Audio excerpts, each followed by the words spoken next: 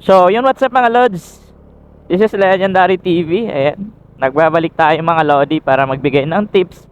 So, marami na kasi ako nababasang mga comment patungkol sa sprocket combination. So, nagre-request yung ating mga tropang TMX 125 at TMX 155. So, ano daw yung kanilang pwedeng gamitin para sa kanilang high speed sprocket combination. So, ngayon mga Lodi, bibigyan ko kayo ng tips at the same time kung ano yung advantage at disadvantage ng high speed na gagamitin yung sprocket mga Lodi. So, tandaan mga Lodi, no, focus po tayo sa high speed sprocket combination. So, ayun mga Lodi, ang pagkuha kasi ng high speed mga Lodi na sprocket combination para hindi pa kayo mahirapan. So, ganito lang po yan sinasolve or kino-compute para malaman natin kung ito ay high speed or low speed. Ayan mga Lodi, no? So, sa high speed tayo, doon tayo magpo-focus mga Lodi. So, ngayon mga Lodi, paano nga ba natin kunin yung computation or ratio ng high speed? So, ganito lang yan mga Lodi kasimple kung paano natin i-compute. Ayan, shoutout sa ating tropa. Ayan, si Moto Diki. So, ngayon mga Lodi, ang pag-compute po ng high speed ay yung sprocket natin sa likod, i-divide lang po natin yan sa ating engine. So, ang ratio po kasi ng high speed mga Lodi ay 2.7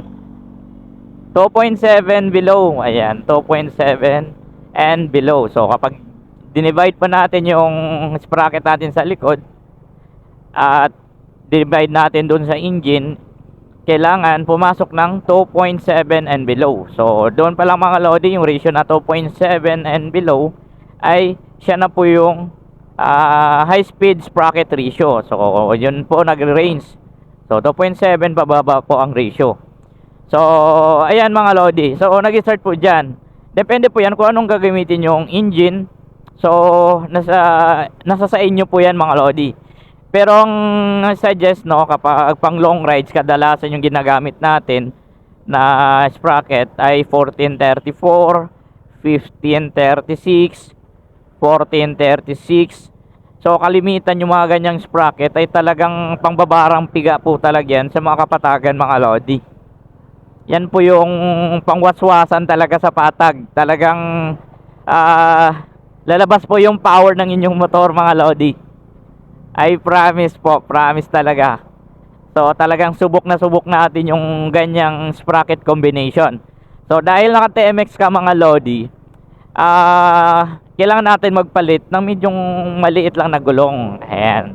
So, 6080, 7080 ay goods na po yan. So, hindi na po siya ganong kaliitan. So, wag po tayong maggulong ng 45-100, 45-90, 50-100. Mga ganyang gulong mga Lodi ay napakadelikado na po yan. Lalo na kapag mahangin yung daan natin, di ba? Pag nasalubong tayo ng malalaking truck ay pumapalag talaga yung motor natin kasi sobrang gaan na nun. So, kaya magugulong po tayo ng medyo malaki kaunti. Ayan. So, goods na po yan. Yung 6080, 7080 mga Lodi. Harap at likod. Ayan. Goods na po yan. Saka yung pinakamalilit na mga gulong mga Lodi ay napakadelikado din po yan, no? Kapag nagpreno ka talagang halos wala nang kakapitan yung gulong mo sa semento kasi sobrang liit. Ayan, napakadelikado din po yun mga Lodi. At the same time, lalo na kapag maulan yung panahon, madulas po talaga yung maliliit na gulong. So, ayun.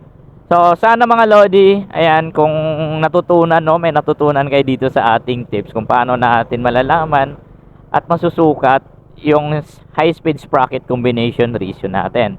So, yun lang mga Lodi, no. All stock po engine natin, mas maganda po yan, pangbabarang piga mga Lodi, all stock.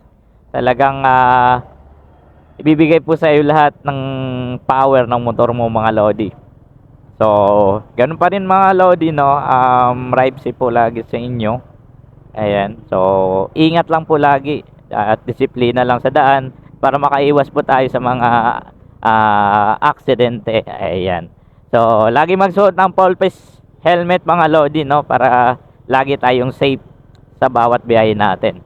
So, yun lang mga Lodi, no? Maraming salamat sa inyong lahat, sa inyong suporta mga Lodi, Rivesy po. Ayan. So, yun lang mga Lodi, no? Peace out na tayo. Ingat po.